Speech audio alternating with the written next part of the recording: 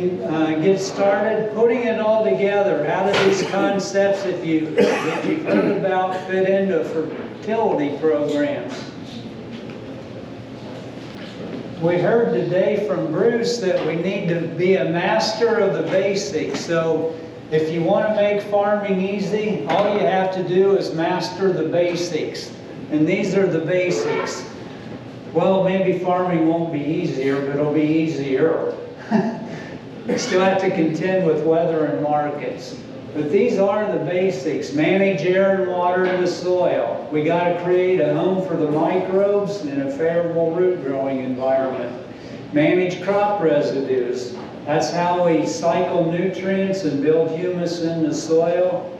And then manage crop fertility. And it was stated this morning, one of the functions of crop fertility is to feed the plant, so it puts out root exudates to feed the microbes. So all these three systems have to work together. Regenerative farming is kind of a buzzword today, and there's a lot of people talking about regenerative farming. There's a lot of ideas of what regenerative farming means, but amongst the group that uses that term a lot, they have the 5 principles of regenerative farming. And really it's pretty similar to these 3 pillars that I just talked about. The one area that we would disagree on quite a bit, try to limit soil disturbance. There's many in that regenerative farming group that thinks all tillage is bad. Only no-till is acceptable. If you've been no-tilling for 10 years and you till one time, you just lost everything you've accomplished in 10 years of no-till. We definitely do not fall into that camp. Again, residue management is one of the pillars, and we feel like if you really want to build soil, build organic matter, and particularly humus, we need to recycle those crop residues quickly. And often that's hard to do in a straight no-till situation. So if we do enough tillage to at least get the residues incorporated and get that process going. No-till can work. We're not telling you not to do it. But if you're no-tilling, you still need to break down residue timely, and you need to have tilth. If you're in a no-till situation where the ground's like this and there's 3 years of crop residue, that system's not working very well. So sometimes just a little bit of tillage can jumpstart that and get the biology going, and then go back to no-till.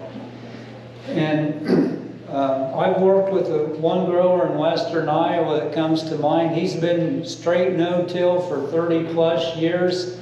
And if you go out in his cornfield or bean field in August, all last year's residue is gone.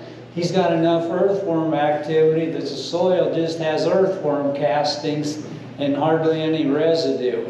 So obviously he's managing residue in a straight no-till situation. And he's growing a bushel of corn with about 0.6 to 0.7 pounds of nitrogen. So he's being very efficient too. So tilth matters. Dean talked about that extensively. If we're going to try to grow crops with reduced inputs, tilth is very important. Tilth affects a lot of things. It changes the way water moves in the soil. If we have good tilth, we're going to infiltrate more rain when it does rain, so there's less runoff, less erosion, less nutrients leaving the farm. Conversely, as soils dry out in the summertime, if we have good tilth, that water moves from the subsoil up to the topsoil by capillary action. So it works, it helps us out in both wet and dry weather. Changes the function of soil microbes. Most of our beneficial microbes are aerobic. They need oxygen to survive. And most of the pathogens tend to be anaerobic, so they live in an environment without oxygen. So if we have tilth, it creates a good environment for the microorganisms that we want to be present in our soil. And then it really helps with nutrient use efficiency, largely because of the impact on the microbes. If we have a good environment for them to work in, we're going to be more efficient with the nutrients that we apply. Obviously, ease of tillage, it's easier to till a tilthy soil than it is a compacted soil. Then weed control, it does have an impact on that too. We'll talk more about that later. So how do we get tilth? There's two factors. One is flocculation. That's a chemical process. That's why we pay special attention to calcium in the soil. We need soluble calcium to flocculate those clays, but then we also need the biology to glue those flocculated particles together into water-stable soil aggregates. So there's going to be microbes present in any environment, in soil or water or air even. What influences what organisms grow there? The resources that are there, food, nutrients, environmental conditions, such as pore space, but also pH, temperature, oxygen, moisture.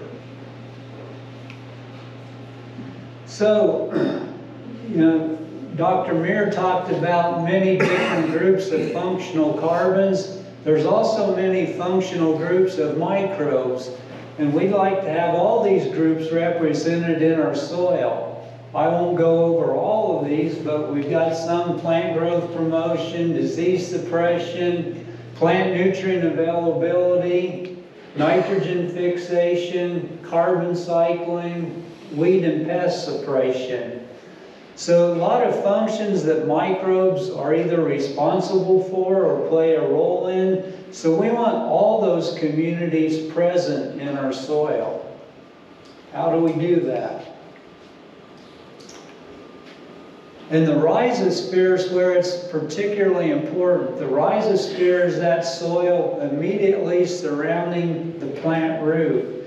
And that's where the microbes are in the greatest abundance, feeding off of those root exudates. So the plant is a real trigger mechanism to encourage those organisms. So MVP is the product we work with now. Before that it was SP1, but MVP is a very broad spectrum biological product that brings a lot of those communities' microbial functions together in one product. It is a liquid. It's a very versatile product. It's compatible with fertilizers, pesticides, you name it. It's good for soil applications and foliar applications. So MVP, it supercharges the rhizosphere is the term I like to use. Dr. Muir talked about getting that cycle started, lighting the fire kind of. And the MVP is another product that does that. And if we combine those two together, we've really got a good situation.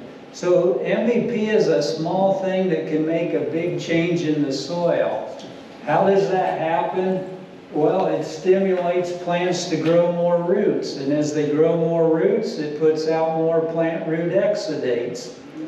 The exudates feed the microbes, and then the MVP makes sure that we have a supply of beneficial microbes there to multiply. And so that plant actually acts as a microbe incubator, multiplying those beneficial organisms. So that's how you kind of start that plant cycling, like Dr. Muir talked about. And then it kind of takes off on its own. About 2.5 years ago, we had DNA testing done on the MVP, and they identified over 140 different strains of organisms, bacteria, fungi, and so on. And to summarize it, 90% of them were involved in the nitrogen cycle somehow, and almost 55% were involved in carbon cycling. MT17 is another product, biological. It's kind of a sister product to the MVP, but it's designed to work in conjunction with manure applications. It's supposed to increase soil fertility and nutrient cycling by accelerating decomposition and sequestering carbon and building soil organic matter. So for that program to be effective, three things have to come together. We need the biological or the live microbes, which the MT17 supplies. We need active calcium in the soil, again, so it's flocculated. We have that pore space. We have an environment for those microbes to work in. Then we need abundant carbon to feed those microbes. And that's coming from the manure. That's a great source of carbon to multiply those microbes. So if we have those three things coming together, plus good soil moisture and temperature, we can make dramatic changes in the soil in a very short period of time. Another biological product that we work with is the Myco seed treat. That's a dry seed treatment, planter box treatment, or it can be pre-treated also.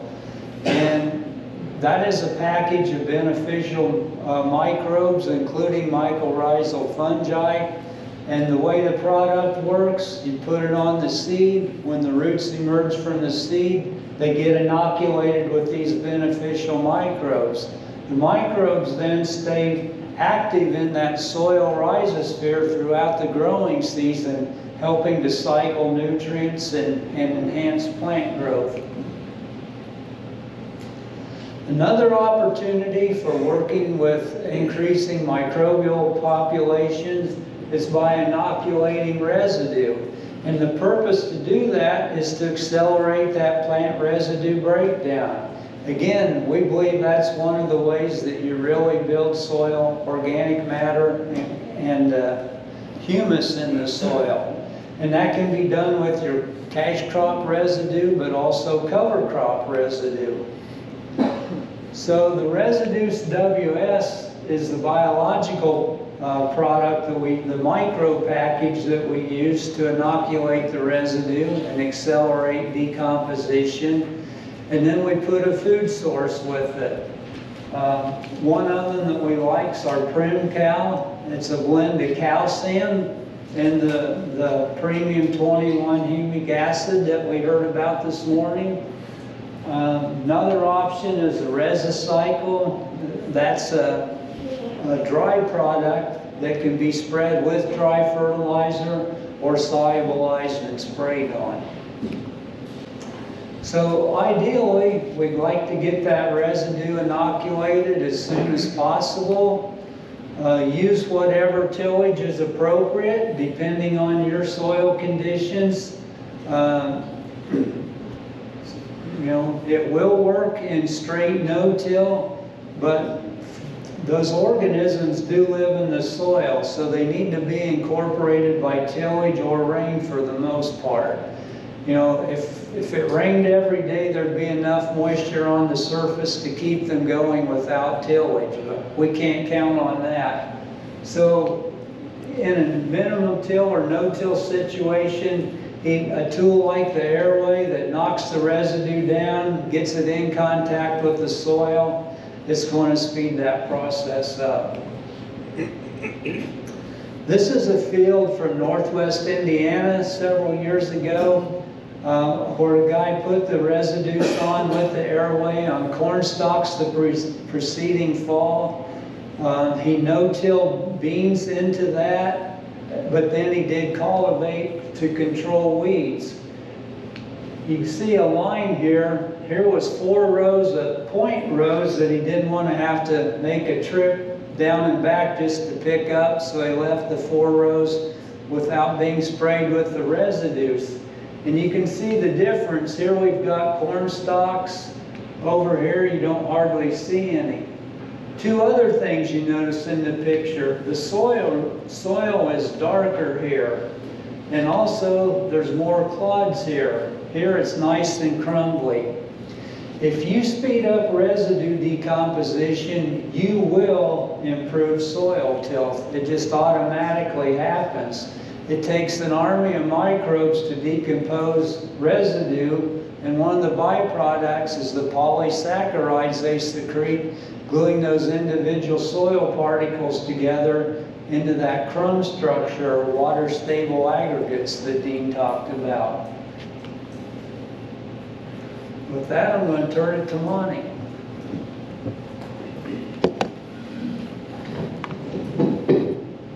Thanks, Ken. Thanks, everyone, for coming today. A little feedback. These slides on your left there, this farmer in Panhandle, Texas, kind of northeast of Amarillo a little ways. He bought this farm in the winter, in February, I believe. Got a promise from his irrigation pivot guy to have a pivot and underground and everything ready to run by end of March. End of May, still doesn't have a pivot up. And 2022 was a drought year. It was bad for us. So no pre-water went down. Did not have really much snowfall or anything else. This guy went ahead and planted on a forecasted rain, and he got a little bit, but a quarter of an inch maybe, not very much. And you can see what he planted into, just clods, and it was a mess. The next photo is after a bunch of biology was applied. He called me in July, I think it was 1st of July, and said, what am I gonna do? I gotta make a farm payment, we need a crop, this doesn't look good. I got the next, Okay. There, that's July. Yeah, so this is July. We can see the soil, we can see the plant roots. This root here was going horizontal and the soil was flattened out. There was a definite restricted layer. You can see my pocket knife there. That's all the bigger that the roots were on that corn that had been in the ground for essentially 45 days. So we had some real problems here. I mean, this is not anything to write home about, obviously. This is an issue. So he had applied some MT17 to some of his other ground. He still had some left in a tank, and I told him to get that out right away through the pivot. So he applied 10 gallons of MT17.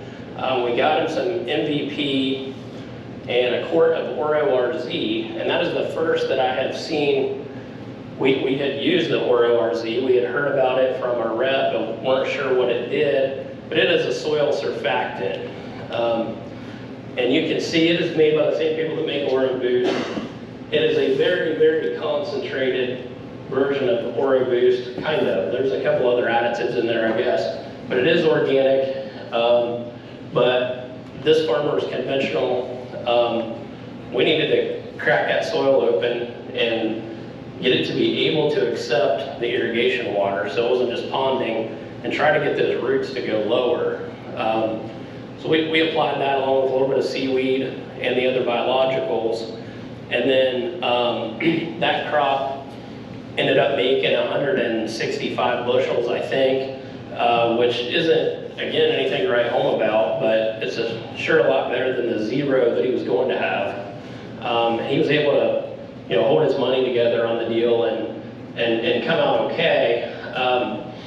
This soil, you can see the soil in my hand there. That's my hand in the picture. You can see the difference. It's very well flocculated. There's a lot of moisture in there. At harvest time, I asked the farmer if he had walked across the field, because we had done a corn plot there, and I asked him if he'd walked across the field, and he said, well, yeah, right around the combine and where the trucks are and things. I said, well, let's go for a walk. We probably walked 100 yards out in the field. He said, what did you do to my field? I said, what do you mean? He said, well, it's like walking on my living room carpet. This is just weird. So huge change in the soil you can see in a year. Yeah, a lot of it has to do with irrigation water, but as you can see from those pictures of the corn itself, prior to the biology applications and the Oro-RZ, his irrigation water was just staying in the top couple inches. It wasn't penetrating the soil like it should have.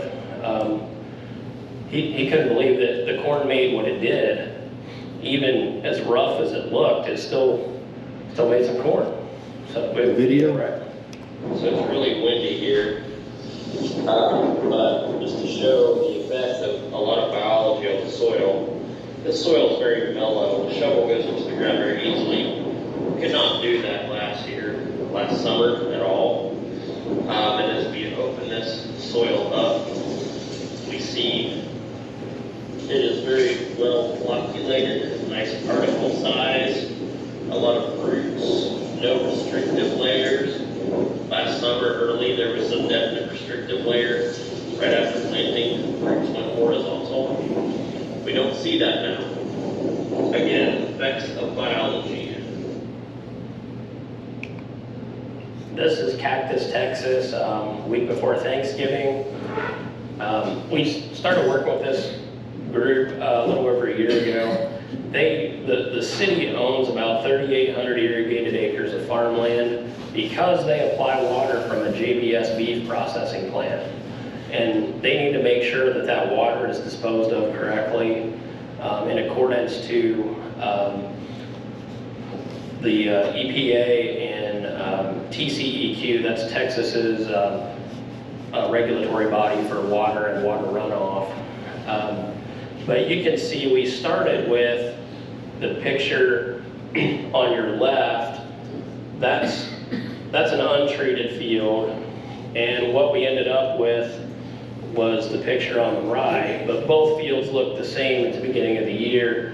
When we started our project, they planted triticale in the fall of 2022 and applied myco-seed treat to that seed on our treated field only. A few weeks after planting, the city manager called and he said, well, that stuff must really work. He said, this stuff is darker green and a couple inches taller than the rest of it. It's all planted at the same time. Now they're trying to stay in an organic footprint. They were certified organic and they're allowed to do that because the water is coming from a beef plant. It's not coming from a city sewer or something like that. It's only from the beef plant. So it's essentially like feedlot runoff, just very, very concentrated. So go ahead there, Gary. The treated field, we applied a spring program with MVP, Dramo fish, K-sulfate, molasses, balanced the micros in the soil, added a quart of Oro RZ, and some Time Guard.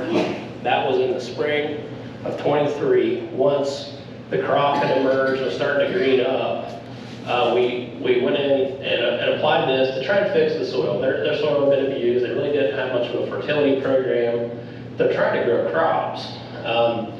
So we got that going. Things looked pretty good. The crop was very good. However, an oddity happened for us this year.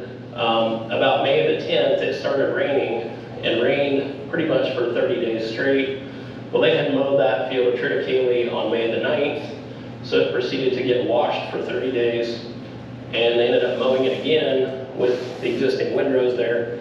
They got 2 cuttings off a field of triticale hay, which is weird. But it was good, but we don't really have actual yield data on that.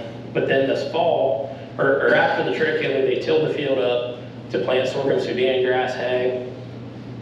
And then they applied MT17 right after that to we're trying to change the soil tilth. They had a lot of problems with weeds, very tight soils again. Added another quart of Oro RZ, and this is the result. They planted triticale back in that after the sorghum Sudan hay.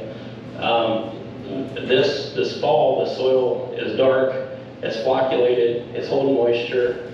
This other picture here, the pivot had just gone around and watered it 11/100ths of an inch. The original picture that we showed, I said, was what we started with. That is the field right across the driveway. It was not treated with any of our products. And that field had 65/100ths of an inch. And we're going to show a video here in a minute. But the treated field, you can walk across it, leave tracks with 11/100ths of an inch. Very, very different. just very different behavior from the soil. Here's our water infiltration test. You can see the numbers there, untreated versus treated. Go ahead with our video, Gary. Out here in Cactus, Texas, I'm trying to do an infiltration test. This is the untreated field. Unable to push this 3-inch pipe in the ground more than about a 1/4 inch. Got to hammer it in.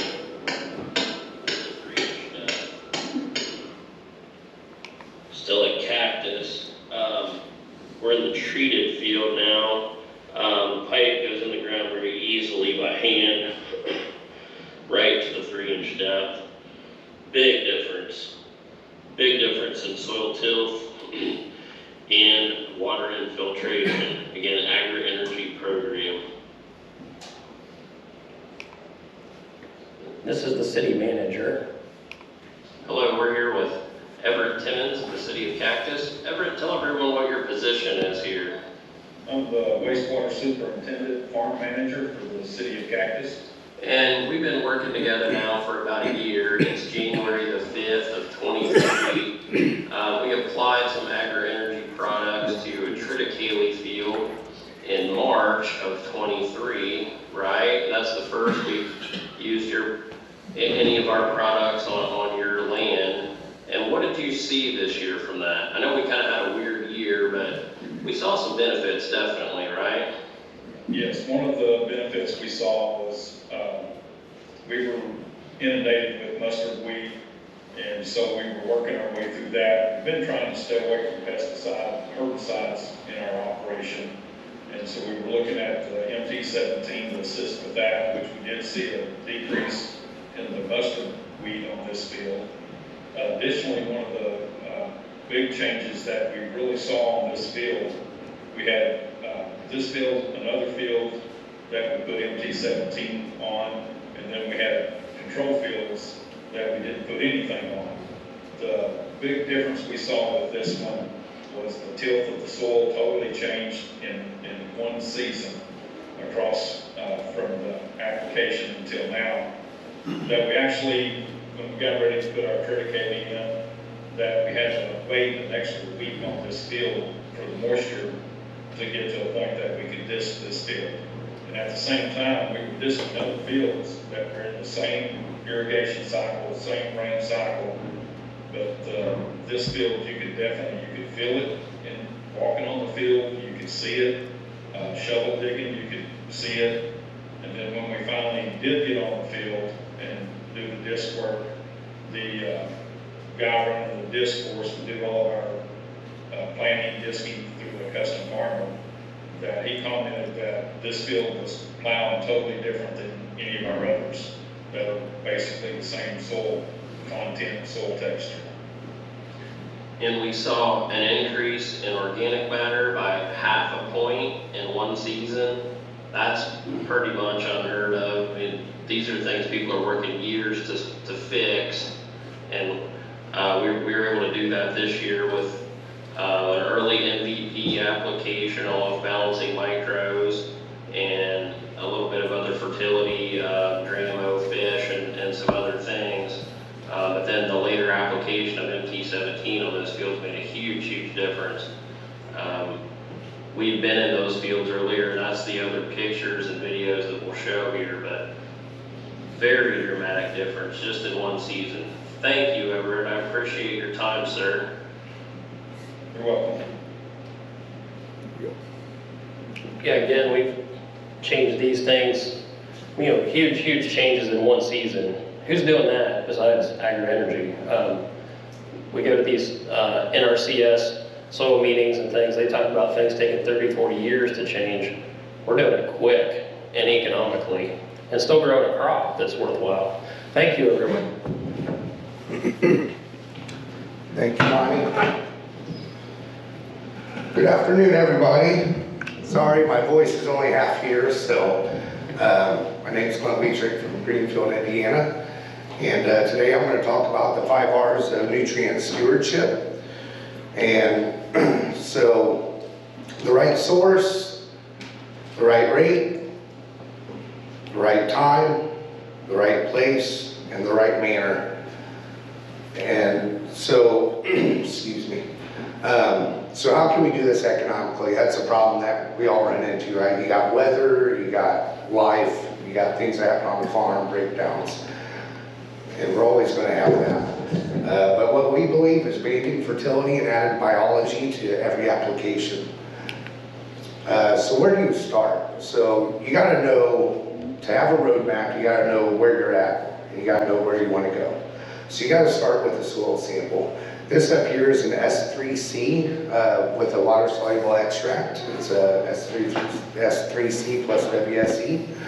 And one reason we do that is because it encompasses a lot of the things that you need to have the big picture to make the right decisions.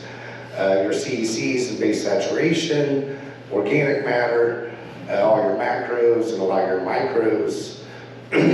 So that can serve very well to help navigate what you need to add. This is the water soluble portion. We believe this is good to have because what you'll notice a lot of times, a lot of soil samples I looked at, especially in my area that's very high clay content, is you'll see like calcium levels off the chart, but then you go to the water soluble extract and barely any of that is actually available. So it can be very misleading if you just look at part of the picture. This is a same report, it's just in a different format. For dummies like me, it's a color-coded chart and can really give you a good overview and one quick picture of where you lie. And what this is going to help you identify is, well, what do I need to add? You know, we're all limited on resources, right? We only have so much time, so much money. So we want to take that dollar and attack the most limited factors. So whatever is limiting your crop or your soil from reaching its max potential is where we need to put that dollar. So just case in point, like, you know, if magnesium's high, you definitely got to be careful about adding more magnesium to a program. Because to go a step further, if you add the wrong nutrient, for instance, let's take phosphorus and zinc. If you add too much phosphorus, your levels are too high. And a lot of times I see lower zinc levels, and you go ahead and add more phosphorus. Even that little bit that was there can be tied up. So that's very inefficient use of your money in nutrient application. Oftentimes, I'm not bashing anybody or anything, but a lot of soil samples of newer customers that I talk to generally look at something like this. They go to their co-op. Oftentimes, when you get one from the co-op, it's going to have your macros, your NPK. It'll have your CECs and OM.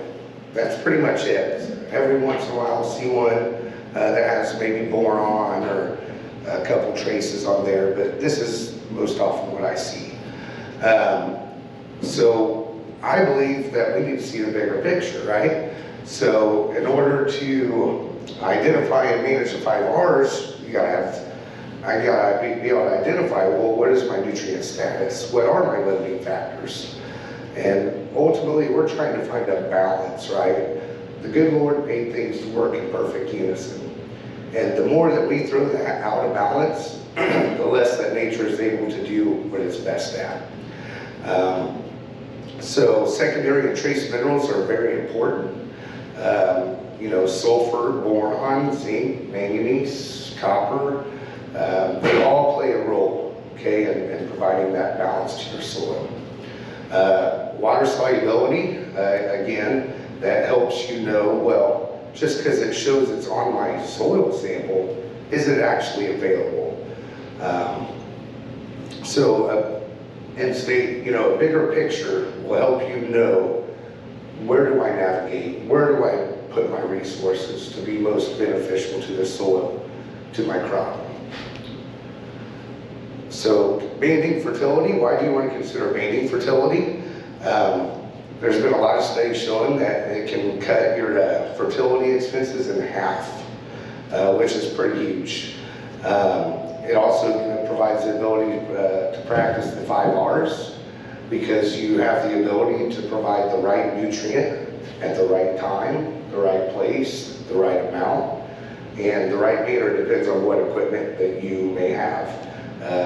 For instance, if you need something late season and you can foliar it, right?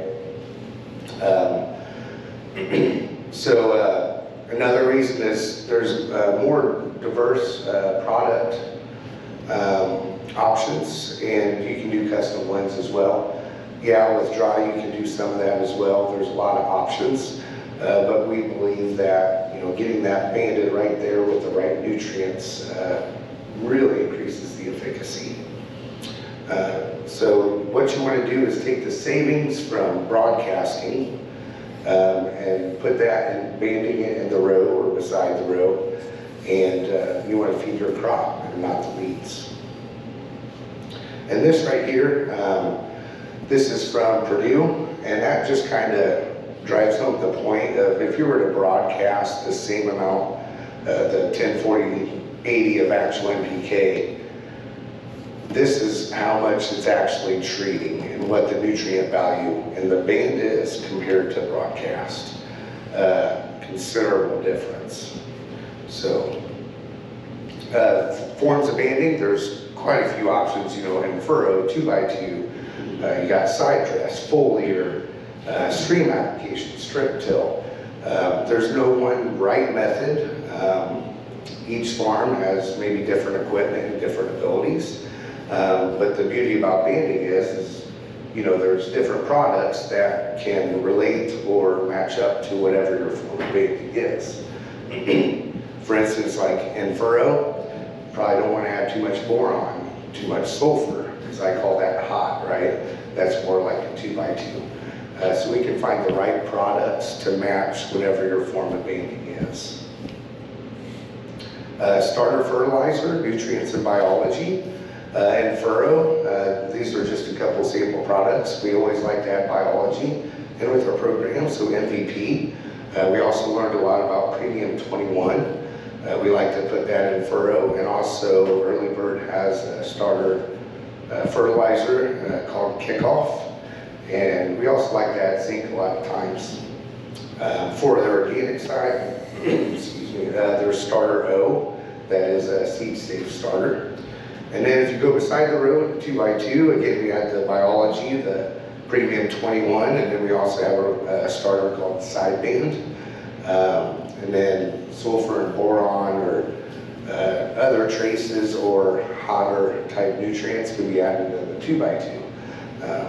And then for the organic side, Complete O would be the product of choice if you are organic. And then obviously these are just a few samples of products. There's custom blends and lots of other options. So for whatever works for your farm and your program, just get over to your dealer or representative, and we'd be more than happy to help point you in the right direction. So why do we add biology? I think this morning and early afternoon we've learned a lot about this. So I'm not going to beat a dead horse, so to speak, but it does a lot. It just helps everything work better, right? It'll enhance nutrient cycling, help fix nitrogen, solubilize phosphorus and potassium, stimulate root growth, help produce more root exudates, and overall increases soil health and plant health. And then we also saw like water infiltration, what increases that, as well as water holding capacity, which can be huge because we need moisture. There's dry years, and in those years, it's really going to pay to have a healthy and alive soil. Where does starter shine? This right here is a chart of the percent of available phosphates at different temperatures. So basically when it's cool, your soils are cool, let's say you go out and plant early, or you're farther north, you have different challenges as well, then a very, very small percentage of that phosphorus is available. So even if you are ample on your soil sample, and it's also available, you can still end up with crops that look like that.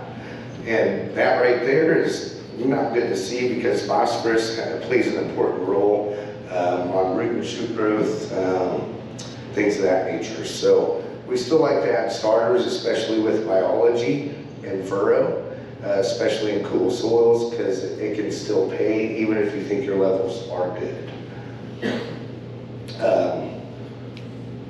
So right here's a plot from John Daniels. I don't think he's here today, but this is over in Ohio. And I've had the opportunity to go to his field days and road tours of farms several years now. And I always learn something. I'm very blessed to be able to work with people from the office like Ken, Gary, and Dean that have been there decades and learn from them, able to go to these field days and tour farms. So like last year, I think we visited 14 different farms, everything from the Amish farming with horses to English and traditional conventional methods, organic, you name it, you get to see a little bit of everything. So that's definitely worth the trip if you're able. We put that out every year. But this right here, basically both of them had MST on the seed. And then this side, the Enfro starter, that was his program. You can see the difference that made. Right here is over in southern Illinois here, a little bit closer to home here. Here's the starter program that we used, 421.4, which we won't necessarily have that same product anymore, but it's going to be fairly similar to that. And then he also added a half gallon of traces, and then the SP1, which is now MVP.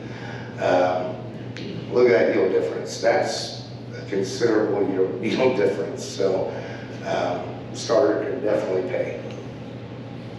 You gotta get the crop off to a good, healthy start.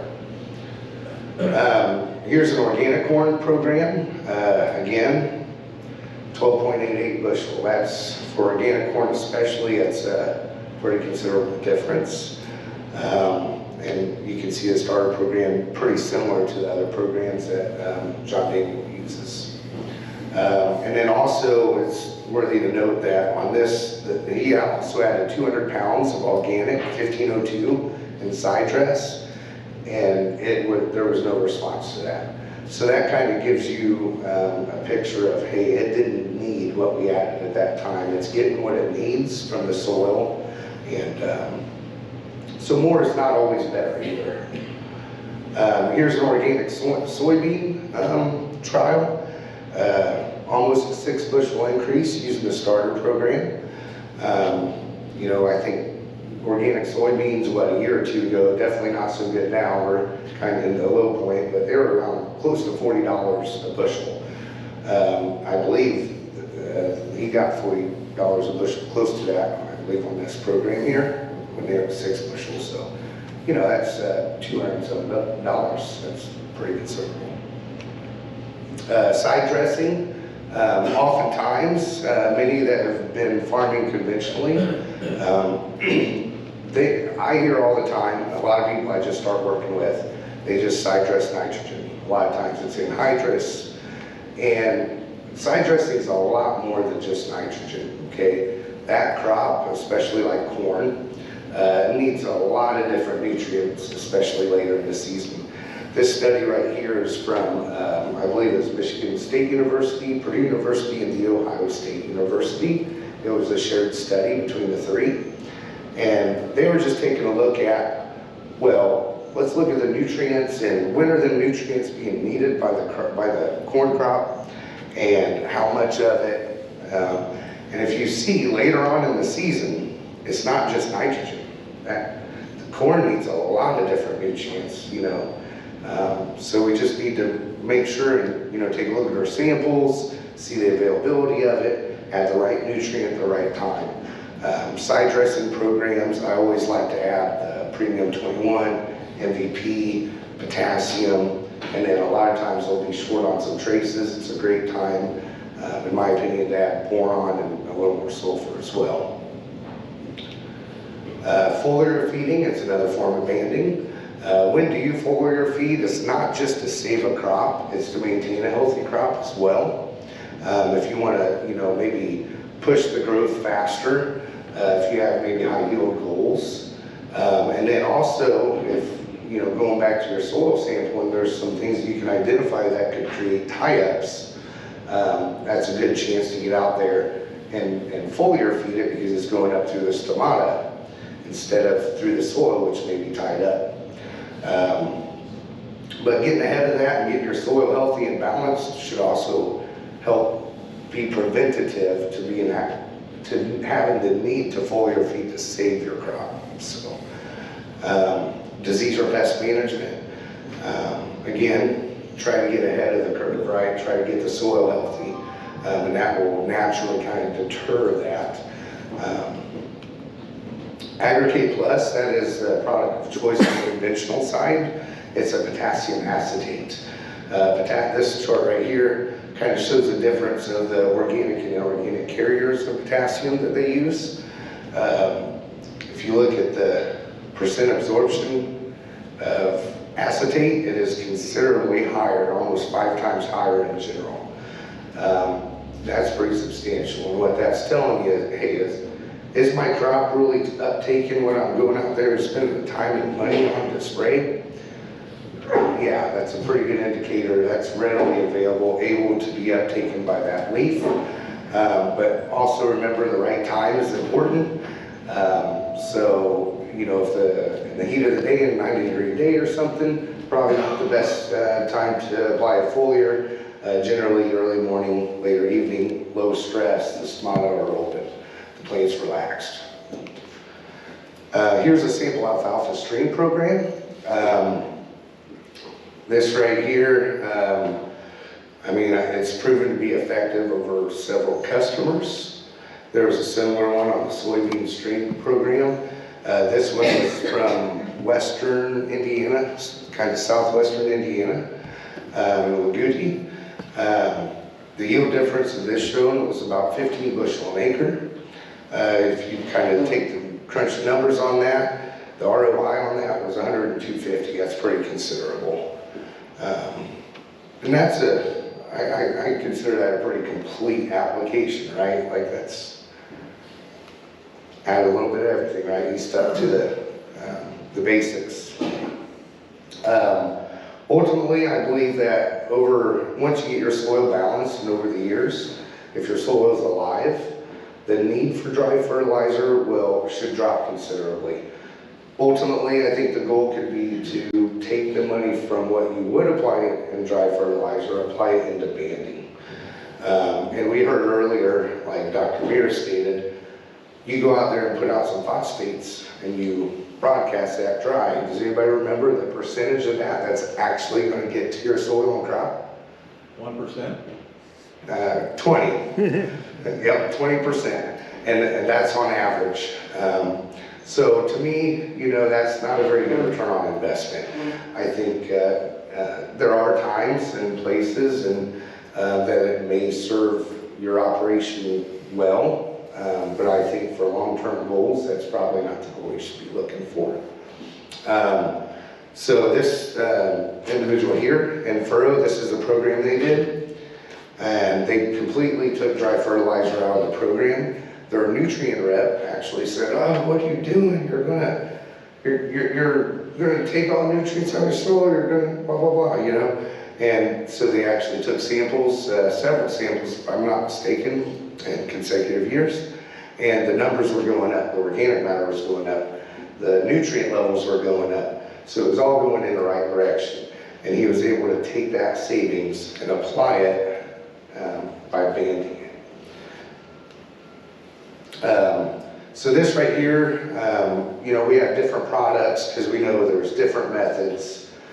We do have the right product that will fit whatever equipment you use, whether you do 2x2 and furrow, foliars, streams, wide drops, side dress. We do have a product that will fit your needs. This right here is just a quick overview though. This is by no means all of our products.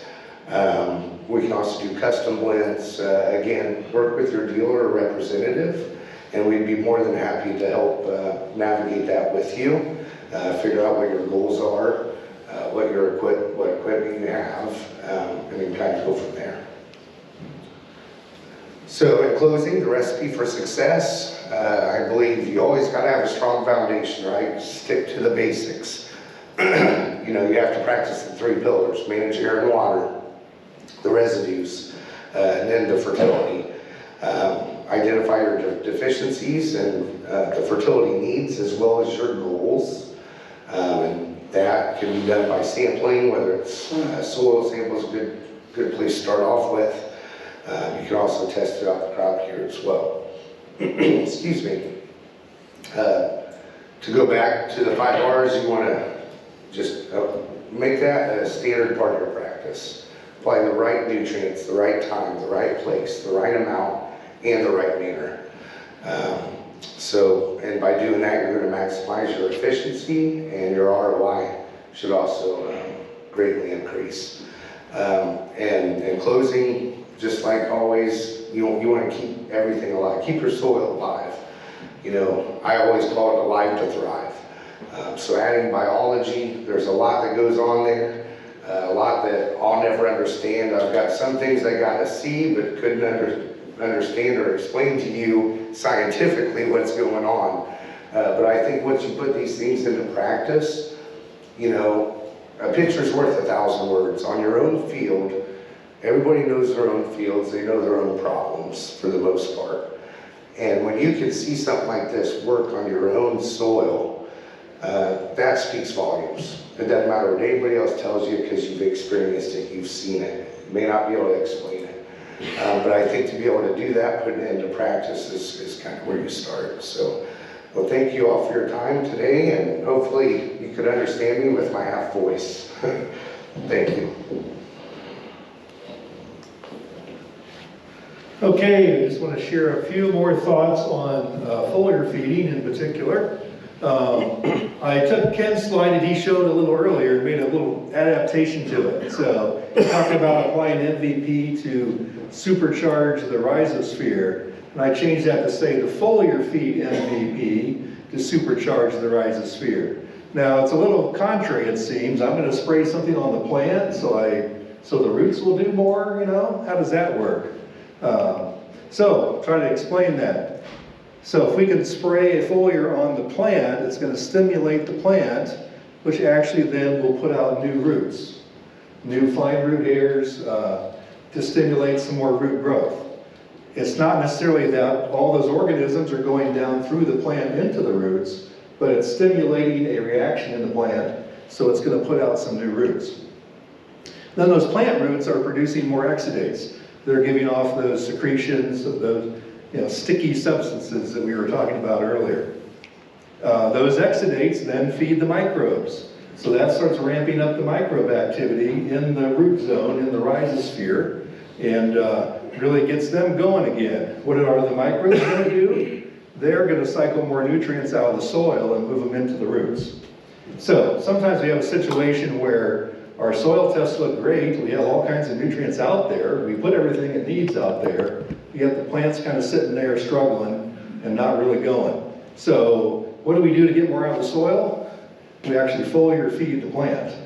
Then we can get more out of the soil. So kind of a different angle on it, but really believe that's the case when we can, we get to a point in the summer and things are struggling and sitting there and not moving along as fast as we'd like to see, then let's give it a little something to get it going. And part of that is biology, is live microbes out there.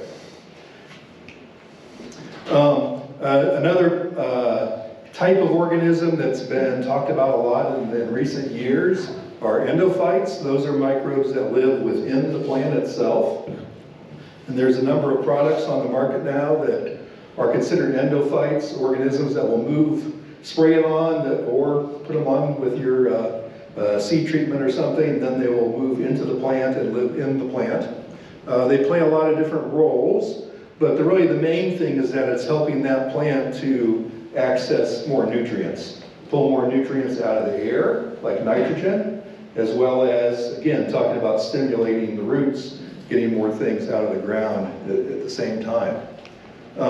One that we've been working with the last couple of years is called Blue N. It's also known as Nutrition N at Corteva markets. I'll mention Derek Davis back here from Missouri. He's the one that kind of got us onto this a couple years ago. And it's an endophyte. It's a nitrogen fixer specifically. And in their literature, they talk about fixing up to 40 units of N per acre, just what these organisms are doing within the plant. It's a simple thing, soluble powder you spray on at usually V4, V8 on corn or before flag leaf, small grains. But basically, once you have an actively growing plant out there, you can put on organisms, microbes, that then live in the plant and help it to fix nitrogen, to get the nitrogen it needs. Also being used on soybeans, dry beans, really all kinds of crops. This is an example from 2 years ago. Tom Biesecker here in Western Ohio did a trial on wheat and put the blue N on, and there got 9 bushel on his wheat. I know a couple of other examples in oats where we saw like 15 bushel and 20 bushel. The small grains, this stuff really seems to be very consistent and very cost effective to do it. So highly recommend that you consider that as an option. And whether you're organic or conventional, hey, we still need the nitrogen, and maybe this can be an alternative to the number of gallons or pounds of commercial nitrogen that we're putting on. A lot of times in foliars, it's hard to see the difference. I went out and sprayed something, and yeah, okay, the corn looks okay, but how do I tell the difference? Well, if you leave a check strip of any kind, or have an area where you didn't foliar apply, actually get some of those plants and get some that you did and put them side by side. And then sometimes you can actually see a difference. Whether it's a little bit darker green, maybe whiter leaves. If you've pulled off some leaves and laid them on top of each other, some might be whiter, bigger than others in that. And just a healthier look to it, has more photosynthesis going on, more chlorophyll, just a healthier plant. It's kind of what we're after. Derek Davis here in Missouri did this past year, doing the blue N on soybeans. And here he had his check and did the blue N, got 3 bushel out of that on beans. Then he did the blue N plus K-sulfate in a molasses mix. And I think that's like a 3-to-1 ratio, right, Derek? 3 gallon K-sulfate to 1 gallon molasses type thing.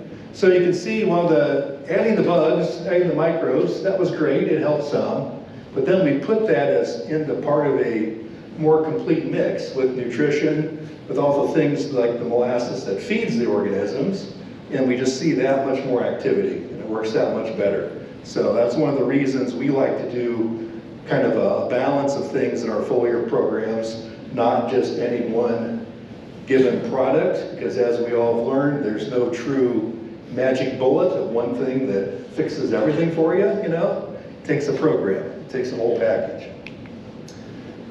Just a few pointers on foliar feeding, and really it's all saying that, as I said, we just don't want to use one single thing. We put things together, whether it's nutrients, whether it's particular micronutrients to address the deficiency, the biology, the biostimulants, like we were talking with Premium 21. We're excited this year to use the Connector O, that's a fulvic product that Early Bird has been using. Molasses, fish, kind of all those things together. We like to add a penetrant to our foliars. So we've been using this OroBoost product that's citric based, and that's helping the mix go into the plant, into the leaf, without actually burning it. So we don't want to create a phytotoxic situation.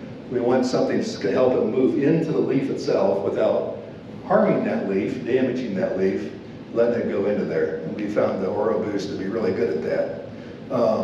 We also, if the situation is needed and arises, like to put some natural pesticides in with our mixes.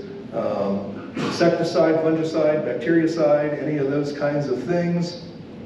Where we see the need for it, or as a preventative to anticipate something that's going to happen. We're going to hear in a couple minutes about some other products that work this same way. And to us, whether we're conventional or organic, well, Dan told the story on Tuesday, maybe not this morning, about how he learned that, okay, in weed control, you can try every herbicide known to man, and that doesn't always fix the problem, right? So sometimes it takes some other things, other approaches to get the job done. Well, we see the same thing with other insecticides, fungicides. As we've all seen, there isn't always a magic product out there that gets 100% control. So sometimes if we do a combination of things, we can have a better approach to it. And that includes both traditional chemistry and the conventional side, as well as some natural type products. Of course, if we're organic, then we work with the organic, the natural products, along with a good foliar. Sometimes that foliar that's stimulating that plant can do as much to help our problem, our situation, as what the actual other pesticidal products can do. Let's try to keep our plant healthy. Just an example in some soybeans of using an organic mix of fish and K-sulfate micros, along with biology, and then it was 3 bushel better there. And you can see just how nicer the beans on the right look. Let's see, we got, well, on the right is the no foliar, and the left is with the foliar. And just have healthier beans. The ones on the right, you see some yellow leaves, they were dying off a little faster. This is a situation out in central Ohio, and this is a case of having a problem and then trying to go in and fix it, trying to correct it. So they had a lot of rain, middle of July, and then it started looking yellow and pukey and diseases were taking over, all that. So he calls his dealer and says, what do I do? He puts together a foliar combination, biology, the fish, the pesticides, the Oroboost, everything together. They foliar fed that.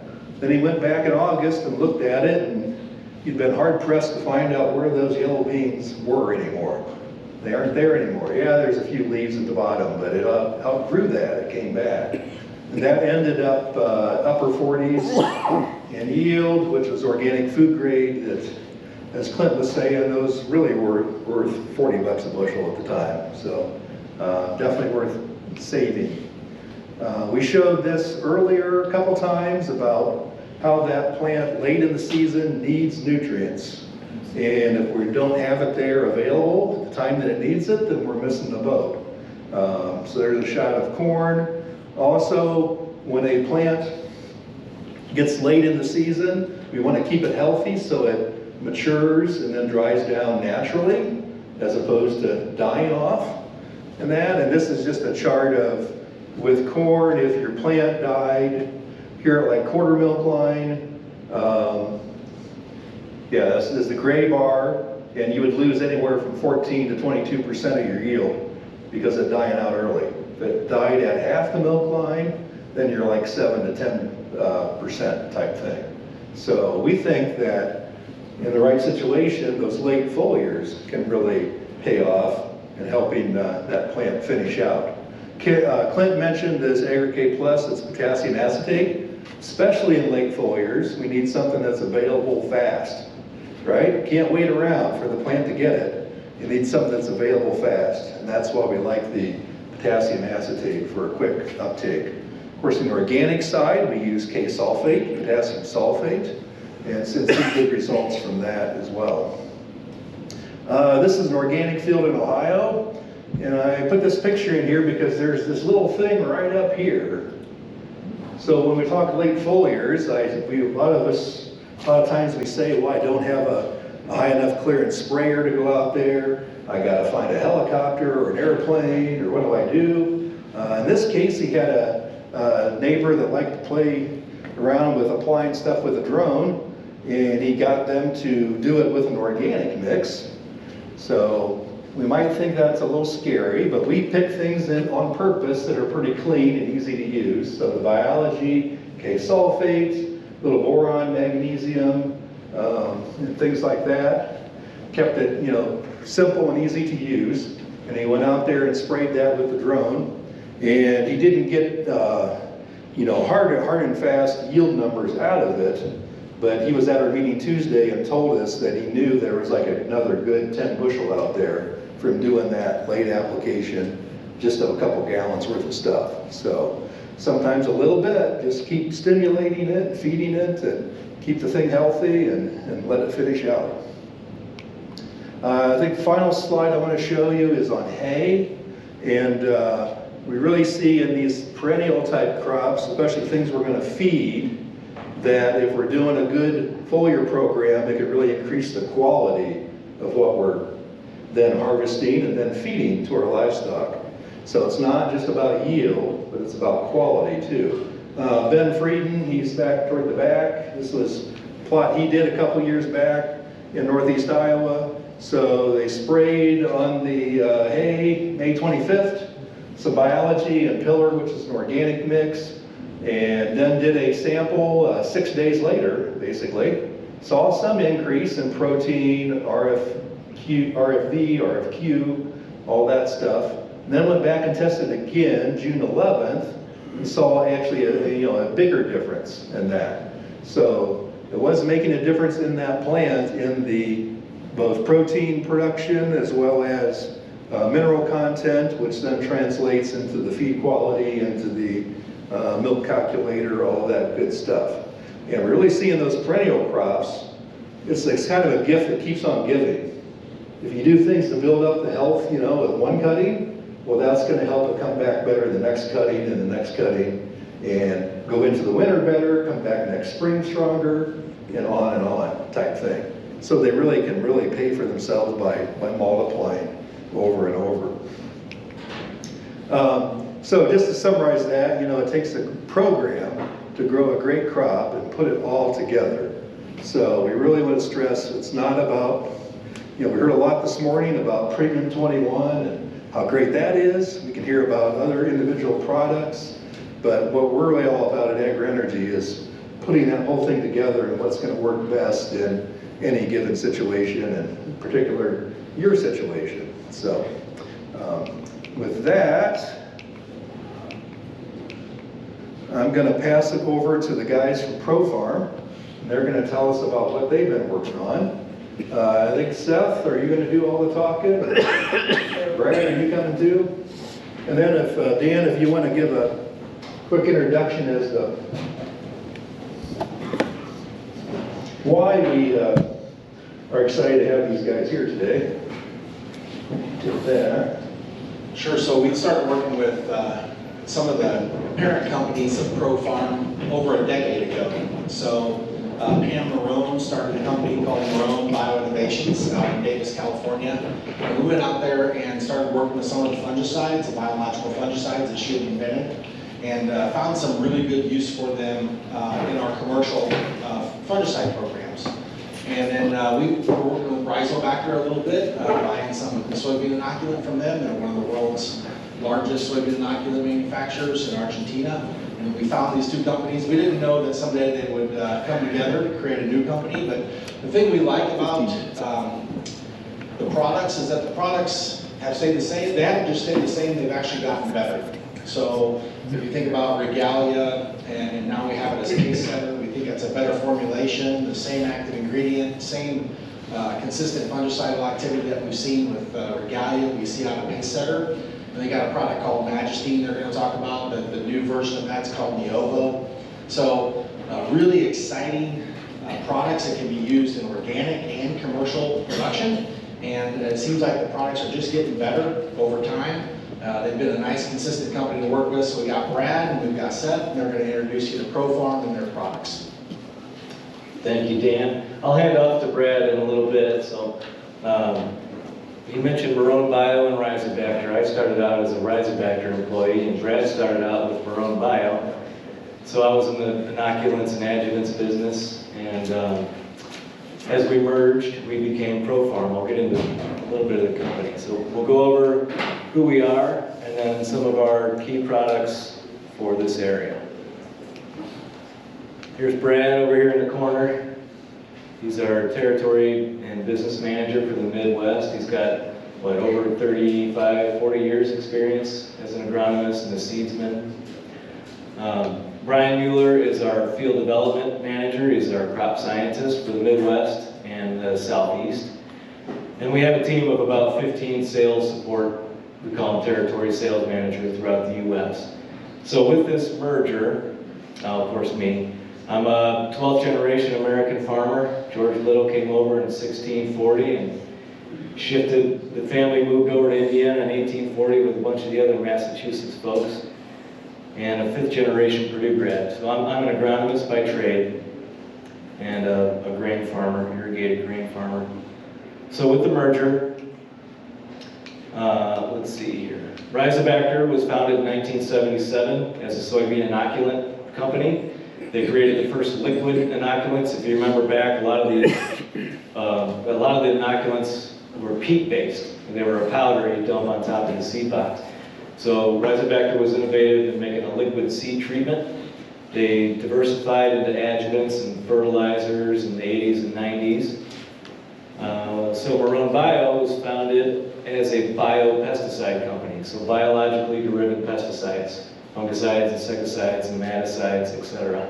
And we actually have some biological herbicides in the pipeline. So in the next 3 or 4 years, be on the lookout for an organic. We've got 3 of them in the pipeline right now. So 2 of them are actually very good on Palmer amaranth. So we're excited to bring those to the market. But our focus today will be mostly on biocontrols. So we operate in North America as ProFarm Group, and the rest of the globe are Rhizobacter. We're in 45 countries, 45 years of experience. Annually, about 75 million acres of soybeans, which we expect to easily double now. So we've licensed off our soybean inoculant business to Syngenta, and that will be part of their package. We still do the manufacturing and fermenting of those inoculants, but we have a 23% global market share on soybean inoculants. You might not have heard the name, but you've probably used our rhizobium. So with the merger, we've completely filled out our portfolio of offerings between insecticides, fungicides, nematicides, herbicides, biostimulants, inoculants, and then we also have a seed business in South America called BioSeries Seeds. It's a soybean, sunflower, wheat germ. We actually have a drought-tolerant GMO event that it's in soybeans and sunflowers currently. Soybeans and wheat. It's a sunflower gene that we inserted into those that would hopefully be available in the US. So I'll jump right into Neovo. Dan spoke about Magistine. He's got 8+ years experience with Magistine as an organic insecticide and nematicide for in-furrow corn for the organic grower. So we're pivoting into Rhinotech, which is our platform. So basically, what we do is ferment Burkholderia rhinogensis, and that's where the rhino comes from in Rhinotech. Now we can't release live Burkholderia rhinogensis, so we have to kill it. And the old way that we killed it was the old formulation Magistine, and now what we've discovered is we can basically hack the fermentation. The food source, the carbon source, if there's sugar or whatever form that is, the pH that we ferment at, and then how we kill the Burkholderia is basically going to express compounds in the fermentation broth that will have fungicidal activity, insecticidal activity, and nematicidal activity. So we can basically create different compounds out of the same fermentation. And then we're selling a stable broth to you. So there's no living organisms in it. It's shelf stable over the years. You don't have inventory management worries. You don't have to have refrigerated storage, etc. So Neovo, compared to Magistine, we are 20 ounces per acre instead of 1 gallon per acre in furrow. And this new innovation really made this, I should back up a little bit. Marone Bio really specialized in vegetable growing and specialty crops. So a lot of their products are targeted towards that niche area, organic vegetable and produce. So now with this new technology, we've made it accessible to the row crop farmer. Still non-relisted, still good for organic farmer, but we have a philosophy we call BioUnite, the power of biology and the performance of chemistry. So with this new innovation, this new formulation, we're as potent as chemical insecticides in a nice, soft, organic form. So, below ground pests, we're doing in furrow here, all your Lepidopterus below ground. So your corn rootworm, your white grubs, seed corn maggots, wireworms really strong on it, and then a lot of the pestilent nematodes. So your lance, your needle, your dagger, and then soybean cyst nematode, very effective on those. I've only got corn up here, but this would be labeled for all row crops. Oh, I didn't mention lesion nematodes. And we use bifenthrin as our standard. So what we're adding is the nematode control over bifenthrin. We'll have just as good corn rootworm control as bifenthrin, and we're going to add that extra layer of protection against nematodes. This is just to illustrate, we're right in the heart of it. With corn rootworm pressure, I don't really have to go into this too much. You're familiar. You either have it or you don't. And we're laying over that same area as where we see the most pressure with soybean cyst nematodes. So these are root digs from this summer up in AgriTech in Wisconsin, Tim Maloney's research farm. This is the untreated control. Actually, I think this is bifenthrin. Is that right, Brad? This is treated with bifenthrin. This is Neolo. So we see a lot more root hairs, a lot more root mass, thicker stalks, much better standability at the end of the season.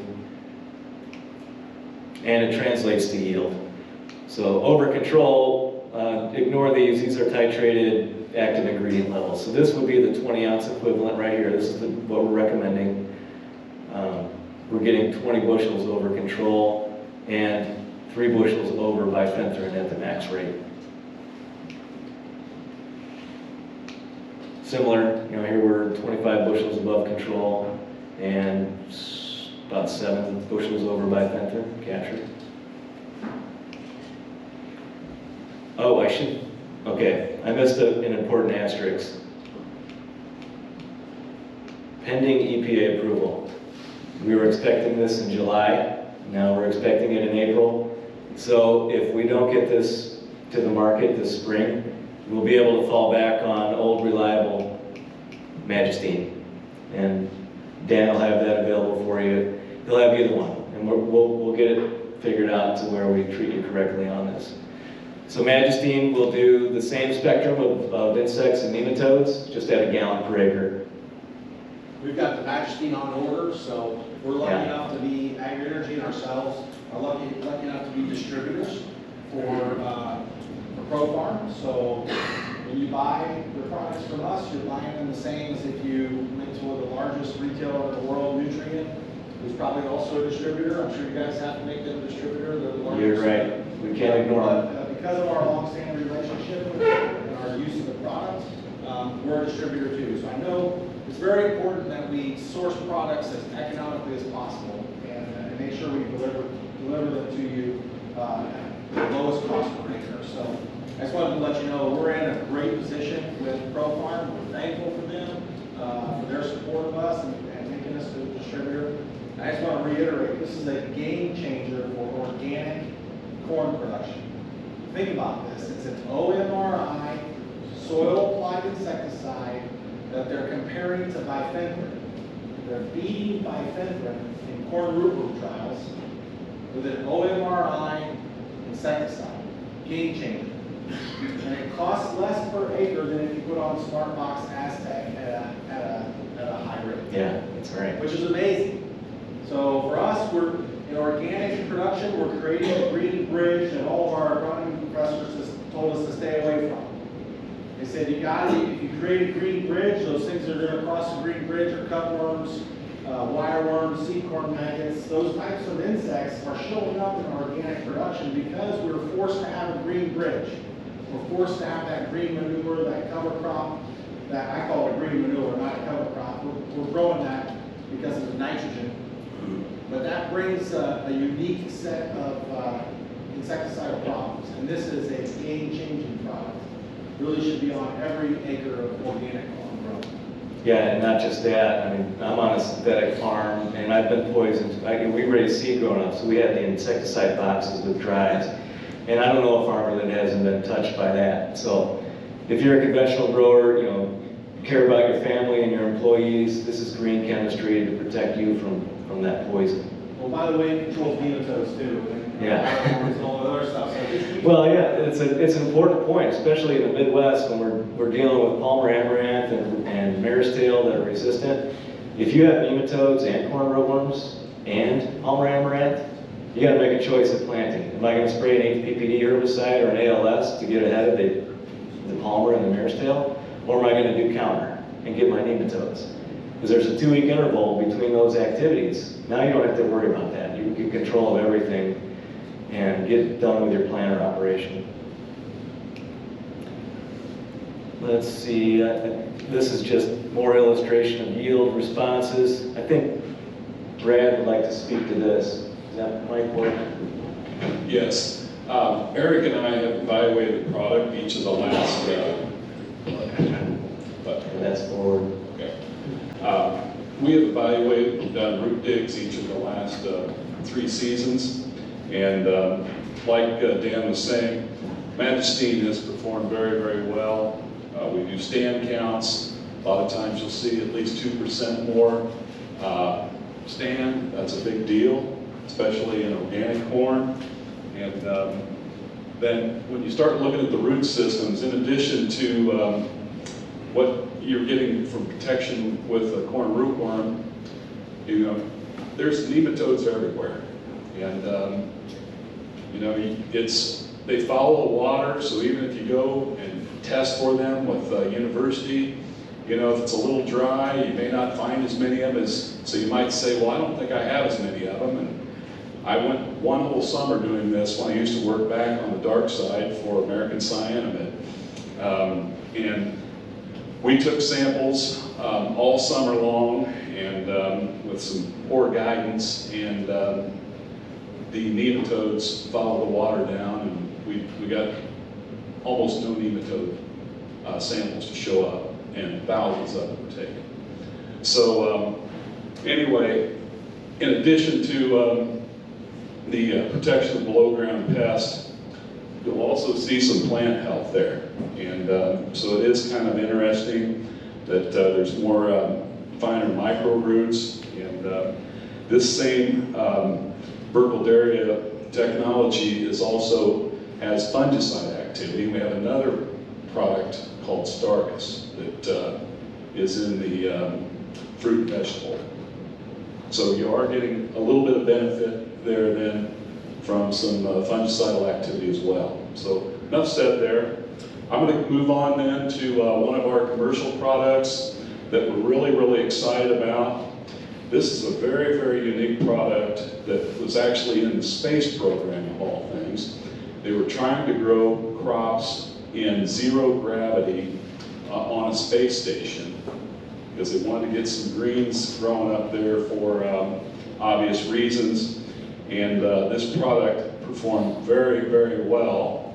And it's all about abiotic stress. And this product then, you know, in addition to abiotic stress control, is also gives you nutrient uptake. And so we get later in the season, this is mainly a foliar product, kind of like some of the products that you were talking about this morning that bind very tightly to certain other nutrients. This product will pretty much do the same thing. That's why we're not going to recommend this in furrow with high phosphorus or high sulfur, because they bind very tightly. And we did the testing, and we're mainly going to stick in that lane with foliars on this product. Really strong ROIs. There's the crops that it's labeled for. The nice thing about this product is, and we're going to show you tons of pictures here just real quickly so that you can see the kind of results, but we fit on the herbicide pass and also the fungicide pass. That's why it has such a wide window there. And then when you have abiotic stress, I mean, it could be herbicides, it could be heat, I mean, it could be hail, you know, drought. I wish they wouldn't put these transitions in here. But the long and the short of it is I've actually evaluated the product now for 4 years, and every one of the things that we're showing here that this does, like on soybeans, you know, early in the season, you hold more flowers, less pod abortion. It's all about holding on to pods. So if you can get, you know, 4 to 6 more pods per plant, think about what that kind of yield can be for you. So abiotic stress is a big thing. I mean, if we all start out with that opportunity to have hundreds of bushels and what brings it down every single year? It's something weather related in most cases. So you'll see a larger bean size, more pods per plant. Corn, it's very, very showy in the fact that you get less tip back, deeper kernel set, and then we have better standability then as well. Yeah, there it is. I knew it was somewhere. Anyway, let's just move quickly.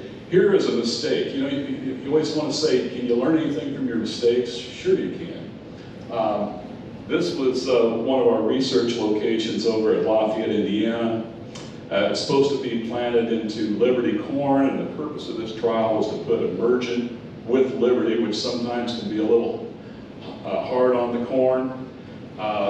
This cooperator actually planted Roundup Ready corn, sprayed Liberty on top of the Roundup Ready corn, and the only reason it didn't die is because we were at V4 and the growing point was still below ground. So we weren't very happy at the time because we were going to have a field day at this location. So anyway, as we moved forward 30 days, I kept going out there every couple of weeks because our parent company down in Latin America had been putting it with herbicides for abiotic stress and showing phenomenal results in that regard. So there's the difference in height, and how the corn did not die is beyond me, but you can see that the corn treated with Liberty and Emergent has certainly overcome the stress quite a bit. Now it's still hurt the yield, and I'll show you that here in a minute. This was at our field day, right? You know, shortly after tassel time, you saw a delay in the maturity on just a straight treated corn with just Liberty. And then I went out after that, wanted to dig up some more roots, kind of see what effect we're having on the root system. So this is a foliar product, but look at the difference in the roots. So it's a very small particle. It gets into the plants. It signals to the plant, hey, a friend's here, come on in. Like a lot of stuff that you guys are doing. I really enjoyed hearing all about that this morning. But then at harvest, look at the difference in less tip back, you know, deeper kernel set, all the things we just talked about earlier. And there's the difference in yield, 40 bushel. Now, this is a mistake. You're not going to get 40 bushel on your commercial corn. And by the way, this is not OMRI certified, this particular product. When you use dicamba, you get that drawstring effect. You know, if we can get your solar panel, the leaf surface, feeling happy and healthy and not having a bad day, so that it can do what it's supposed to do and put more energy into that pod, that's a big deal. So here is some, we've got a rep up in North Dakota, and he also farms. And kochia is really hard to kill up there. They use a lot of hot, harsh herbicides to get the job done. We went out and sprayed it. The untreated is there on the left. And you can see 2 days after what it looks like with this herbicide plus Emergent. It came back that much quicker. So again, you go out there then, X number of weeks afterwards, it says 2 weeks, look at the difference in the height of the wheat. Makes a significant difference. So that's Emergent, and really fun product. Early Bird brought that into their program and tested it last year on a significant number of acres. I think they had maybe 10 plus pallets of the product in, so they gave it a really good test, and it's something now that they're bringing forward, and we are in a full launch mode this year, and so it will be available as well. Pace Setter is a fungicide. It's a biofungicide. It is registered with EPA as an EPA establishment number. We're a Group 5 fungicide, totally different mode of action than anything else that's out there. And in organic corn, we're standalone. I've talked to some of you today about that. We use a higher rate there, and then generally in commercial corn, we will use a lower use rate, a half rate, and bolt it on to your current fungicide program, and we'll discuss why here in a second. So it's all about disease control. We do control specific diseases. However, our mode of action is increasing chlorophyll production in the plant, and that's actually the mechanism. It's a biotic mechanism that doesn't allow the disease then to get into the plant as easy.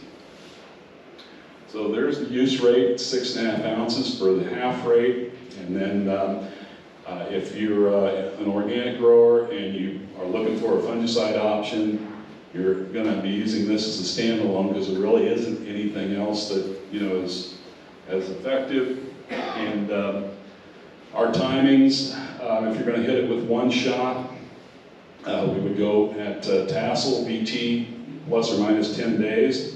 Now, Earlybird has a unique fungicide program that they have developed, and they're in a 2-shot program for all of their customers for the most part. I mean, when that helicopter goes out, it's a V6 followed by a tassel or a R1, R2 type application. R3 is our sweet spot on soybeans. We've already kind of talked about how the product works, but this is an ISR-SAR response. So we actually can help block both of those pathways.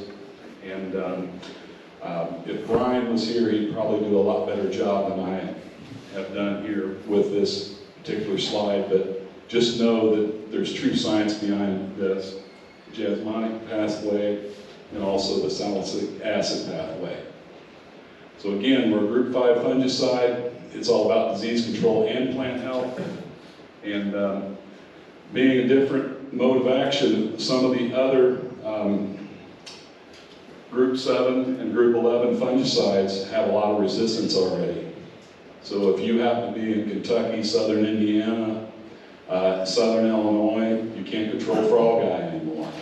So we actually control frog eye. You bolt us on, you can get a brown spot, a target spot, frog eye, some of these diseases that, they may seem like lesser diseases, but the other products no longer control them. Here's a list of the diseases that we control. So if you focus on corn, northern gray leaf spot are still a really big deal. So we'll have some. We've got some folders that for each of you, if you'd like to have them, or we can pass them out now. You can look a little more at the diseases. Here's the fun part for me. I'm a certified crop advisor as well. I've always loved being out in the field. Here's some drone footage from southern Illinois, really tough timber clay soil. You spray pace setter. In this case, it was Veltima plus, versus just the fungicide alone. This is the difference you see. So the chlorophyll production that we talked about, just 10 days, you'll see significant differences when you cross these fields. Then at harvest, we keep that plant alive an extra 7 to 10 days. That's a really big deal. It's only about 0.4 wetter, So I went out and we've tested that as well. So, that keeps a lot of plant health. You keep more kernel depth and less tip back and all of that. So with some of the tough, dry summers we've had in various parts of the country, it's really showing up different.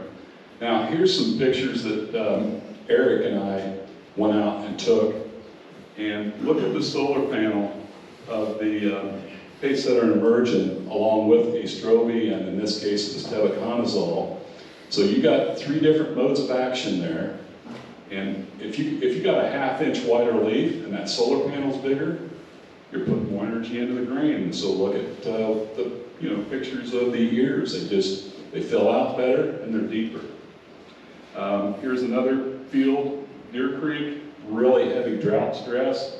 You can see there's tip back on both sides of the equation here. However, look at the leaves. They're still bigger and it's still, producing more yield.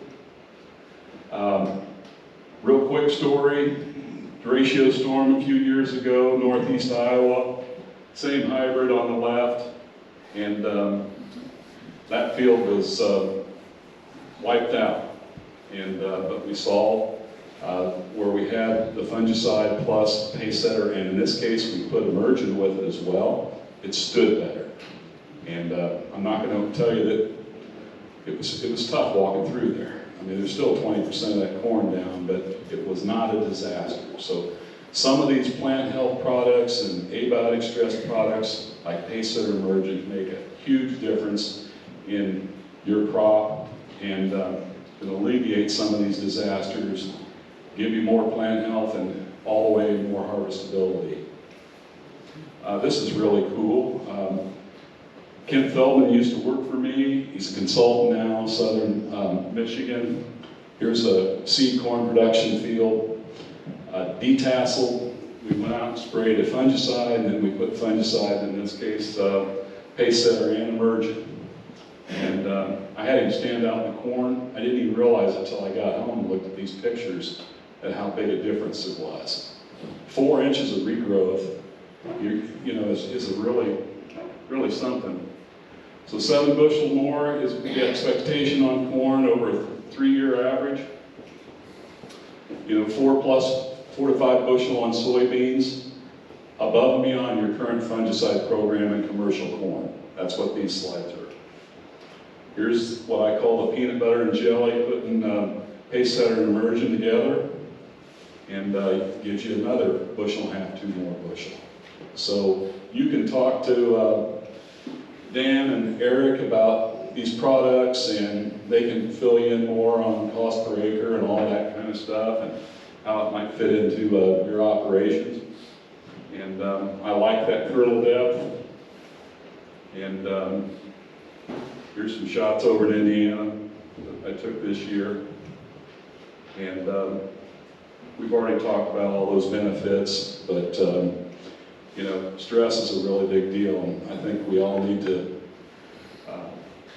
take a look at that. And we'll be around afterwards if you have any questions, and certainly Early Bird does a great job with these products, and we're really proud of our relationship with them.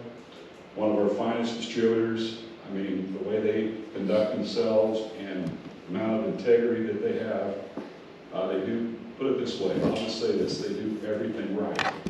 And they will make it right then as well. So we want to thank them for all their support.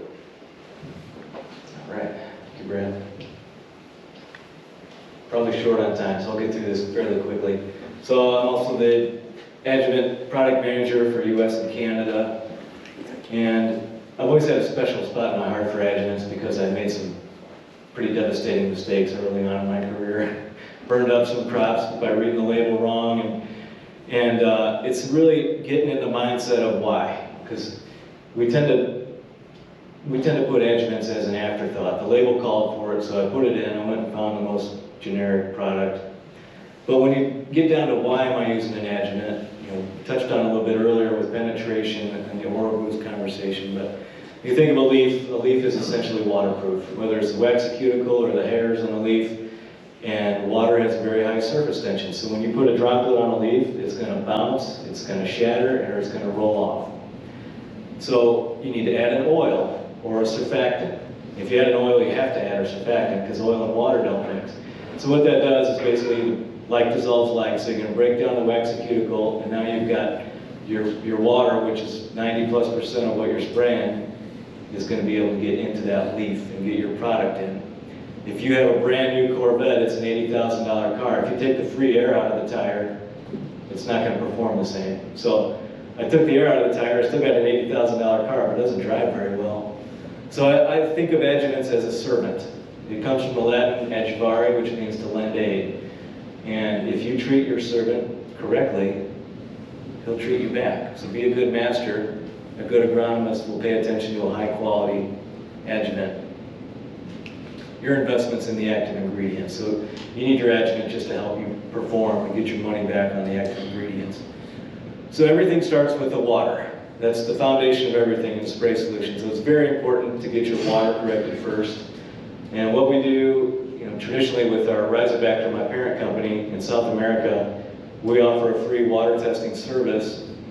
And you send in the water you use, whether it's well water, lagoon water, whatever it is, and I'll send you back a report that basically shows you how much of your actives you're tying up. You can also give me a list of what you're spraying, and I can show you how much of that is not being used. So I'll give you a custom rate on water conditioner. This is a phosphonic acid, so what it does is, in your solution, if you have high calcium or high magnesium, you need to sequester those ions. So if we're going to try to do that with liquid ammonium sulfate compared to phosphonic acid, if you put enough ammonium sulfate in there to truly sequester that calcium or that magnesium, you're going to make gypsum or Epsom salt, and your pH is going to go below 2, which might be okay in some scenarios. But you're going to grind up your pumps, you're going to block your filters, and you're going to blow out your nozzles. So with this scenario, top line here, if you have a 1,000 gallon spray tank and you have very hard water, 184 ounces per 100 gallons of liquid ammonium sulfate equals about 14.5 gallons of liquid ammonium sulfate in that 1,000 gallon tank. 8 ounces of Rhizome spray water conditioner per 100 gallons, that's 80 ounces in 1,000, that's 0.6 gallons in that 1,000 gallon tank. So very low use rate. You create chelation, so all those hard water molecules will go into liquid form. They're not going to turn into rocks and salt. Integrum is my favorite adjuvant. This creates a microemulsion with the oil. So I talked about earlier, you need the oil to penetrate the waxy cuticle, and you need a surfactant to keep that oil in solution. So what we do here is, this is a proprietary combination of 7 different surfactants, and we developed it with our MSO. So Rhizobacter is a primary manufacturer of methylated soybean oils in South America, so we have very premium oils. So this surfactant package was designed to blend with our oils, and what it does is it creates such a tiny molecule of oil that it stays homogeneously in solution almost indefinitely. I mixed up a batch, it's on my desk, I can't carry it around because I don't want to shake it up, but I did that in April, and it's still cloudy like this. There's no oil layer on top like you see over here with a conventional MSO. So what we end up with is a high surfactant MSO, very low use rate. I recommend 3 ounces per acre. So what that does is protects you from leaf burn from the oil, and then you have a very high quality surfactant. So this, I position this with really complex tank mixes. So I'm thinking of the conventional grower that's spraying to control palmer and mare's tail. So you're using 3 or 4 different herbicides in one tank mix. A lot of those herbicides don't play together, especially if you're trying to control volunteer corn from the previous season. Clethodim and haloxifop really don't play well with other chemistry.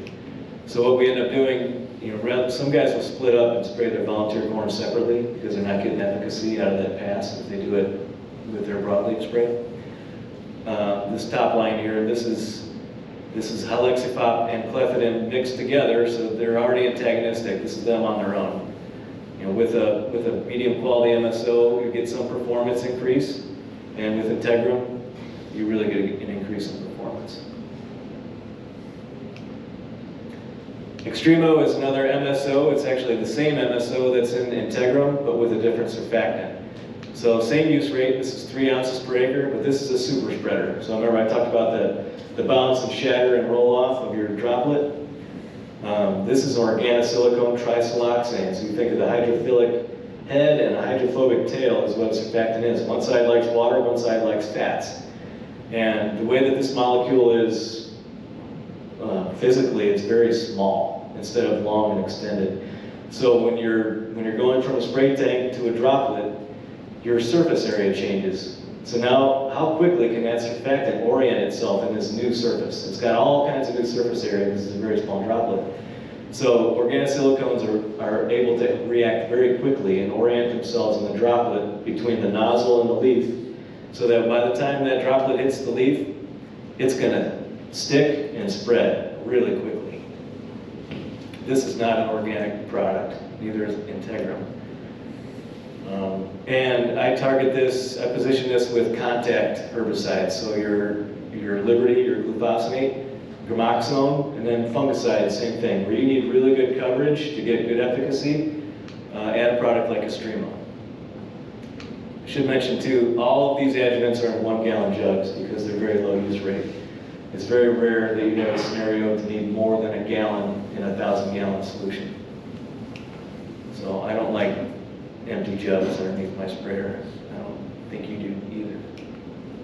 Rhizowet is the OMRI listed adjuvant that I have. So this is the same surfactant that's in Extremo. This is the trisiloxane organosilicone without the oil. So very, very low use rate. On a percentage basis, I find that most farmers and agronomists hate that volume per volume rate. So I break it down 3.2 ounces per 100 gallons. If you're doing an aerial application, I double that, 6.4 ounces per 100 gallons. That's 2 to 3 gallon per acre. You'll get really good coverage with Rhizowet in the tank. And if you're spraying Oraboost or New Film P already, I would add it to it because this will help them. They have, Oraboost has a citric oil in it. New Film P has a pinene oil that has some other benefits. This will just increase the benefits. And like I said, it's OMRI listed. It's very phytosafe. You won't have any leaf burn concerns. If you're using high volume spraying to address coverage, you can reduce your spray volume by 70% and get equal or better coverage by adding 3 ounces per 100 gallons of Rhizowet. All right, in summary, Emergen-L is not organic listed, but it's a foliar product. We like to position it at herbicide timing. Put it in the tank with the herbicide, especially if you're doing soybeans, things like Cobra and your fomacetins that really burn the leaf. This will prevent a lot of that leaf burn. And then go ahead and throw it in with your fungicide if you have room. It's a very economical product. I'll leave that to Dan as far as pricing goes, but not much more than an adjuvant cost, to put it there. Pacesetter is our fungicide that is organic and OMRI listed. We also recommend it for the conventional acre. Mix it with your synthetic fungicide. They pair really well together. So you're going to get the protection from the pacesetter that response, the ISR-SAR response, that plant's going to set up to not be infected, and then your synthetic fungicide will do the curing. That's going to kill the pathogen. Pacesetter is going to keep the pathogen from getting in and spreading, and also give you those crop health benefits. Integrum is my complex tank mix adjuvant. For this crowd, I probably would have put Rhizowet up here as the organic surfactant. And then Neovo, our insecticide nematicide. So any questions? Let's see, we'll get some folder. I'm pointing a laser over there at it, but we've got some brochures in these folders, as well as Brad and my business cards. But any questions you have, you can direct to Dan and Eric. They've been handling it on the ground for years. And as Dan mentioned, they're not as big as a nutrient, but that really doesn't matter to us. We like to reward loyalty. We came from a small company culture, and we just love the culture at Early Bird, their integrity, and we treat them just as well as we're treated in nutrient, maybe better. So, thank you for your time. And, Okay, thanks, Seth. I don't know if we have time for questions. Well, they'll be here for a few minutes Okay. after we break if you do have a particular question. So I asked Ken to come up, and he will introduce one of our customers that's been doing something unique with cultivators.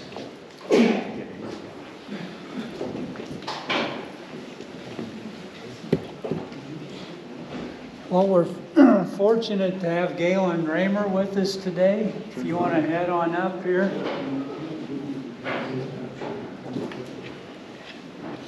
Try this, yeah. We've got Galen Raymer with us today.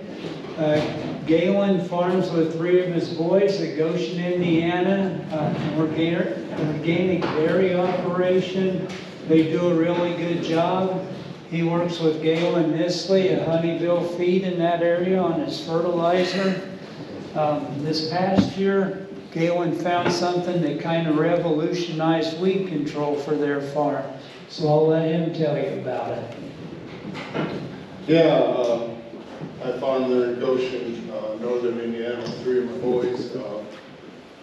9 years ago, 2 of them really got involved, and they took on a bunch of land and it turned their operation.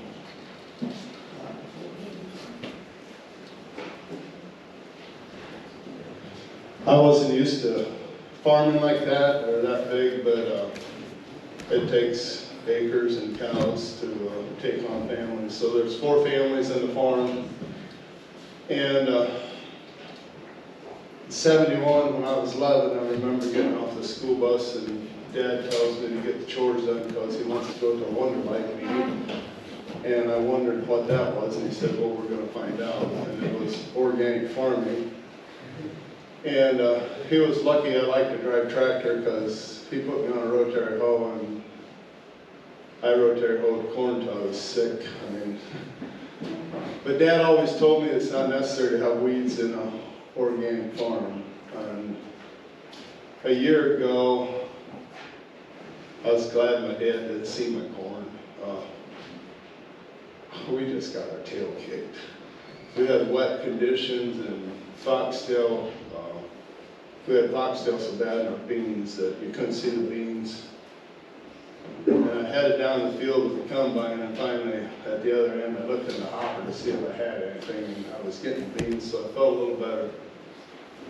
But anyhow,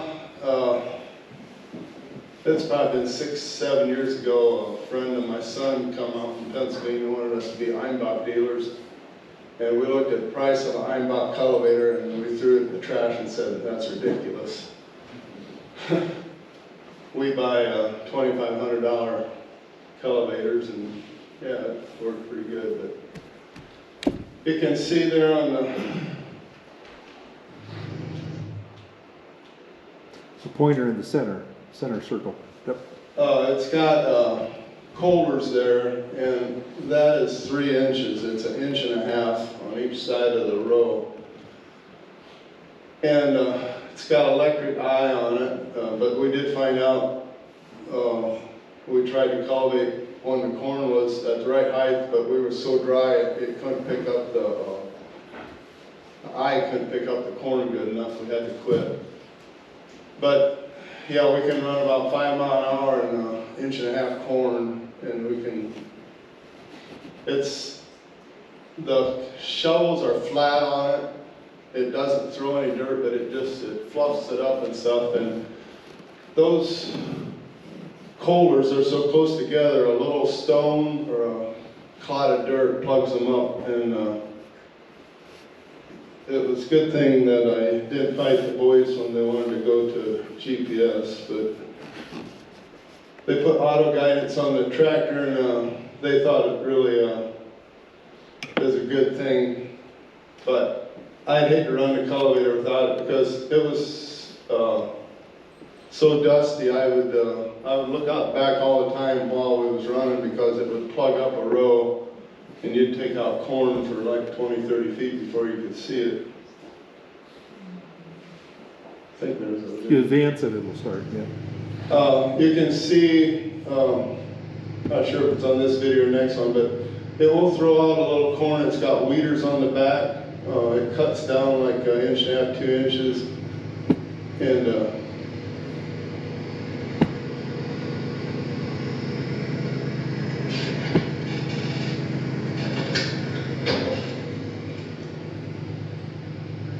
then when I seen the video back here of the competitor, why this one doesn't handle any residue. I mean, we had a field of beans we had to quit on because we just couldn't get through it.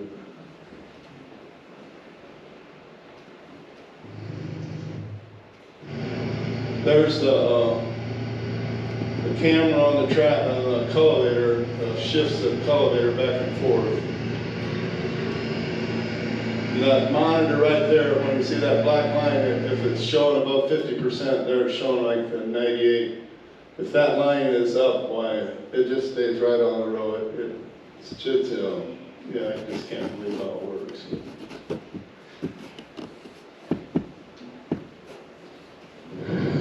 here you can see when I come down through it, you can see a stalk will fly out. This corn's a little taller than we like to run across, but since we have the cultivator, we don't rotate it all. There you can see that. We don't rotate it all after the corn's up. My boys were telling me for a long time I'm hurting my population, which, yeah, I'll have to admit it. But then through that, is that the last one, Ken? I think so, yeah. We bought an electric weed zapper too, and we're really excited about that. We got a lot of giant ragweed pressure, and we don't have mare's tail or water hemp yet. But the giant ragweeds, as soon as they're above the beans, you hit them with that electric zapper, and it's just like hitting them with Roundup. I mean, they're just gone. And it was kind of exciting because in my community, I take a lot of flack about being an organic farmer, and some of them are my blood cousins. And we got to zap some of their conventional beans, and it was really fun sending the bill. But I apologize. We're cousins, so we give each other grief. But anyhow, yeah, I guess if you have boys coming on, and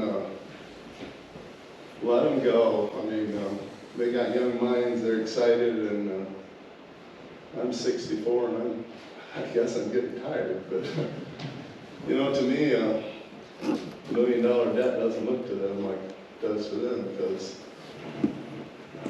I know I don't have 30 more years, but some people do. But anyhow, yeah, that's our operation, and it's kind of fun to step back and let the boys take care of the seed men and the fertilizer men, and I go out to shop and paint tractors for my hobby, so thank you.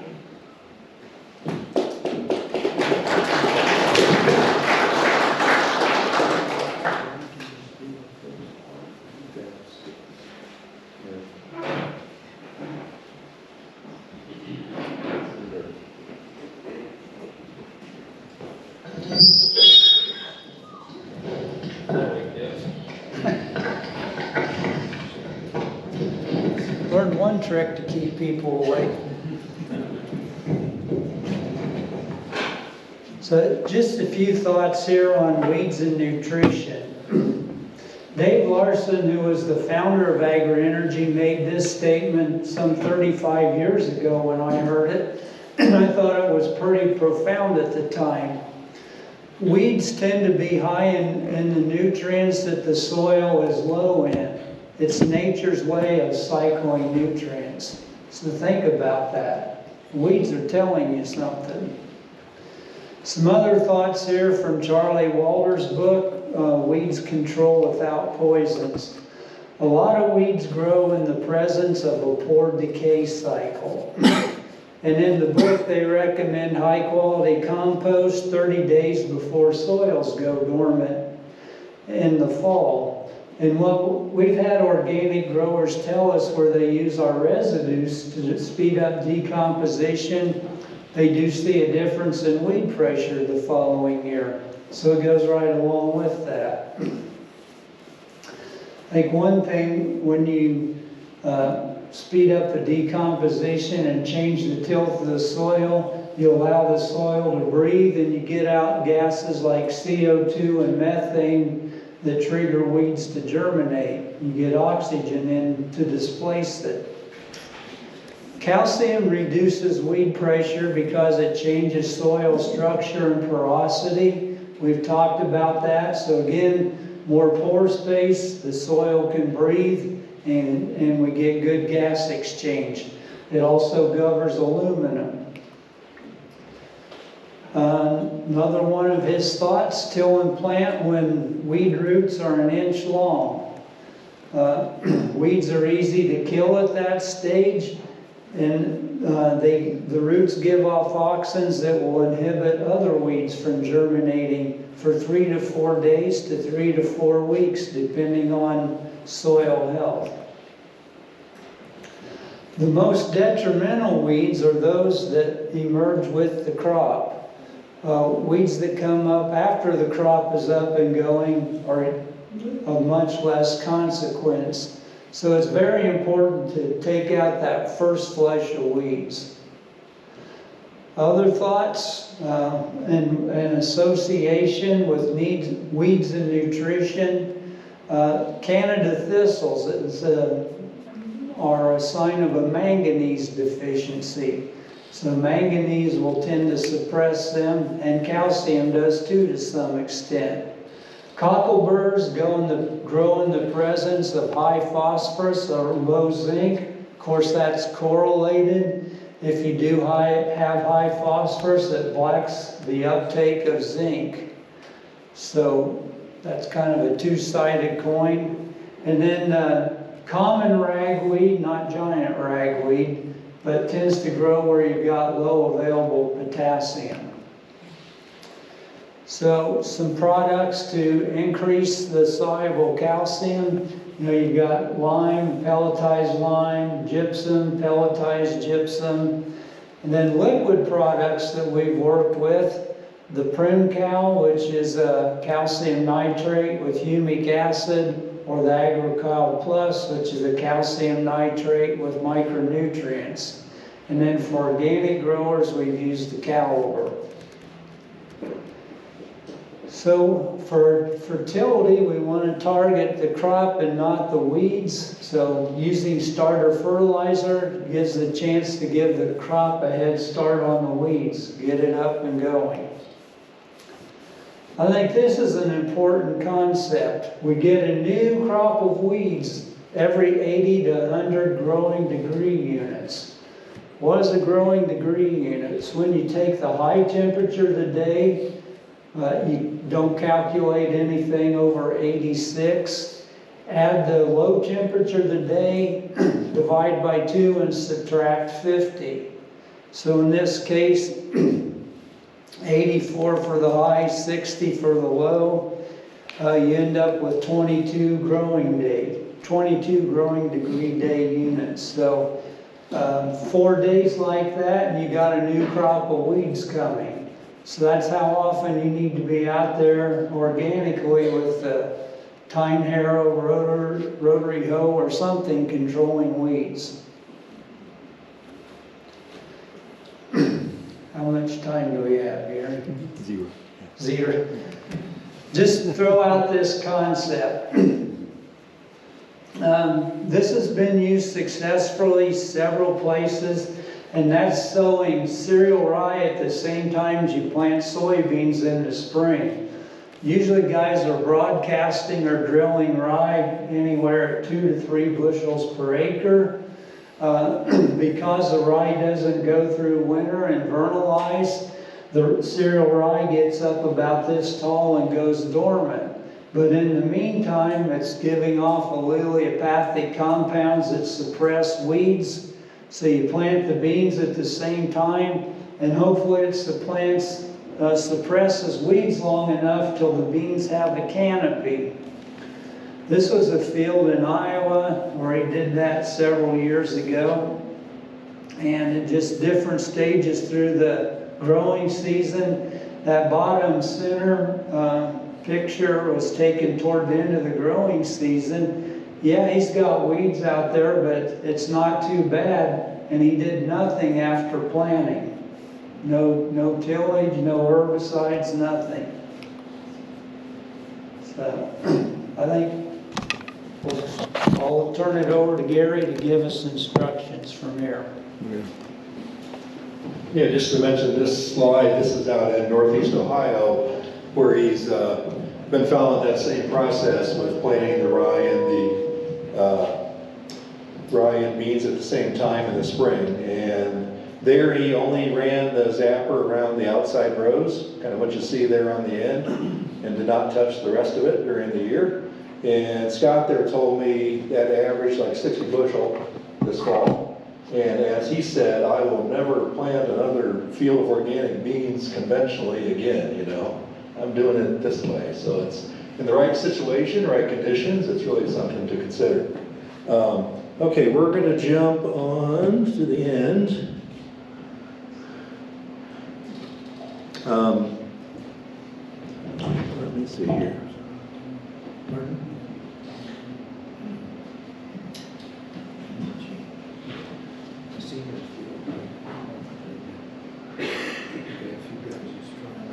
Monty, do you want to show any of these videos quick or not? If you want, I'll go through them Sure. real quick.